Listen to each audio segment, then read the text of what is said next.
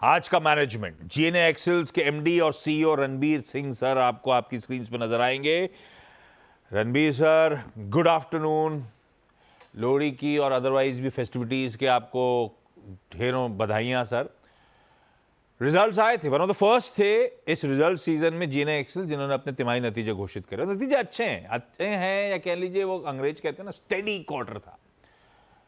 Results आपकी screen पर रख देता हूं। आय में 5% का उछाल, उसके सामने एबिटा 11-11.25% का जंप दिखा रहा है।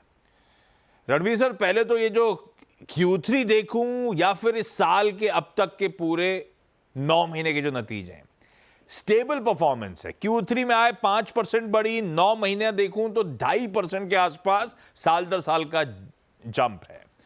स्टेबल कहूं या कहूं फ्लैट परफॉर्मेंस है दरअसल, क्योंकि आपका 3 साल का सेल्स सीएजीआर देखूं इस एडजस्टमेंट्स के बाद वो भी 19-20% के आसपास आता है। तो ये थकावट सर क्यों? Ashish ji, good afternoon. Sir good afternoon. हाँ, आपको भी बहुत बहुत बधाई और बहुत बहुत धन्यवाद मुझे आज इनवाइट करने के लिए। और अगर आप 9 मंथ्स का देखेंगे तो इट्स ऑलमोस्ट फ्लैट। या is hardly any improvement of 2.5 to 3%। जो पूरे साल का अगर हम लगाएं तो 3 से 4% का इम्प्रूवमेंट का चांस है टॉप लाइन में, और बॉटम लाइन में वी आर टारगेटिंग 10 से 12% का इम्प्रूवमेंट का पॉसिबिलिटी है। तो ये फ्लैटिश रेवेन्यू क्यों पूरे साल में? अगर 3-4%, अभी तक सिर्फ 2.5% का उछाल, क्या डिमांड एनवायरनमेंट कुछ ज्यादा चैलेंजिंग है? आप तो बैलेंस बढ़िया करते हो, ऑलमोस्ट 50% एक्सपोर्ट से 50% के आसपास डोमेस्टिक मार्केट से आता है। तो क्या दोनों में दिक्कत है क्या रणवीर सर इस समय? डोमेस्टिक मार्केट में जो सीवी है फर्स्ट 9 मंथ्स में टोटली फ्लैट है। Tractor market is also flat in first 9 months. और एक्सपोर्ट में अगर आप देखेंगे Europe is down by 20%। Only North America was able to support us to fill the gap. So in North America, overall Class 8 and other markets, they are up by 15 to 20%. And we have developed some new areas also, Mexico, then South America, जो उससे हमारा जो gap था वो fill हुआ है। और एक सबसे बड़ा जो 2 साल से फ्लैटिश है उसका रीज़न ये है कि हमारा 12% टॉप लाइन जो ड्रॉप है वो सेल प्राइस से है, because of raw material drop in the raw material prices. तो आप कह रहे हो वॉल्यूम्स में शायद बढ़त हो रही हो, यस, पर क्योंकि प्राइसिंग एडजस्टमेंट्स हो रहे हैं इसीलिए टॉप लाइन में उस तरह की ग्रोथ दिख नहीं रही है। हाँ यस, वॉल्यूम्स में नंबर्स में इंक्रीज आ रही है। जो अभी जितनी गिरावट आनी थी रॉ मटेरियल में 2 साल में आ चुकी है। अब जो भी एडिशनल वॉल्यूम होगा उसका from coming year onwards it will reflect the top line. ठीक है। अच्छा, सिर्फ नॉर्थ अमेरिका आप कह रहे हो सपोर्टिव था।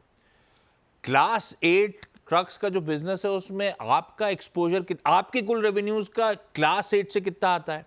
दूसरा, लास्ट क्वार्टर में भी आपने मेंशन करा था यूरोपियन मार्केट दिक्कत में है, सीवी डिमांड मेरे ख्याल से 17% तब आपने कहा था गिरी। उसके बाद से हालात और खराब हो गए, मतलब अभी आप कह रहे हो 20% गिर गए। तो सीवी डिमांड यूरोपियन मार्केट्स की और भी फ्रेजाइल होती चली जा रही है। यूरोप बेसिकली जो है वो heading towards the recession for this financial year and for coming year also. उसको 1-1.5 साल लग सकता है रिकवरी के लिए। Europe is facing lot of inflation problems also। जो रशिया से गैस इकोनॉमिकल आ रही थी वो भी बंद हो गई है। Now they are using alternative sources जो कि एक्सपेंसिव है। दे आर वो एक ट्रांजिशन जोन से जा रहे हैं, जिसको इम्प्रूवमेंट करने के लिए टाइम लग सकता है। टाइम लग सकता है सही में, और यूरोप में पेन तो है, वो एविडेंट है। खैर ठीक है, तो दैट इज 50% मोटा मोटी ऑफ योर बिजनेस। यूरोप पेन में और नॉर्थ अमेरिका फिर भी ठीक कर रहा है, पर हमारा वो 50% डोमेस्टिक मार्केट, क्या वो केपेक्स में जो स्लोडाउन की बात थी, सरकारी खर्चों में स्लोडाउन की बात थी, वही दिक्कत कर रहा है क्या?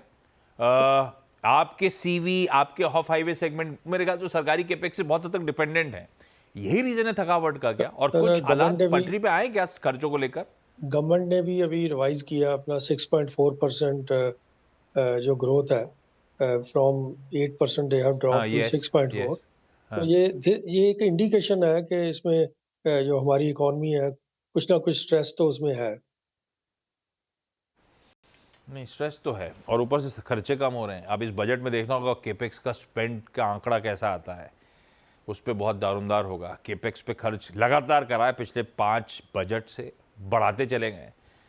इस बार एक तो कितना पिछले बजट में जो अनाउंस किया था स्पेंड कर पाए, और अब क्या नया नंबर आएगा, ये बड़ा इंपॉर्टेंट होगा। ये आपकी टोन वोन इंकरेजिंग सी नहीं क्यों नहीं आ रही सर? रणवीर सर, मूड बहुत बिगड़ा हुआ है क्या? अच्छा, पोस्ट Q2 आपने कहा था कि हम लोग स्टॉक बिल्डअप कर रहे हैं फेस्टिव सीजन को देखते हुए। ये फेस्टिव सीजन भी कुछ नहीं करके गया क्या? फेस्टिव सीजन हर एक साल अनाउंसमेंट आती है फेस्टिव सीजन की, हाँ। लेकिन उसका इम्पैक्ट आ नहीं रहा कोई भी काफी सालों से। जो Q4 पे जो है अभी क्या है कि सीवी मार्केट में अभी उनका जो हाईएस्ट स्टॉक था वो था 90 डेज का, वो कम होके 55 डेज हो गया है। तो उसकी वजह से CV will perform in Q4 and tractor is also moving good and their order book is good for Q4. We are very hopeful for Q4 for domestic increase will be around 10%, 8 to 10%. ठीक है, तो Q2 के and में sir ने हमारे channel से जब बातचीत करी थी तब ये कहा था कि H2 vis-a-vis H1 या तो इक्वल रहेगा या स्लाइटली बेटर होगा।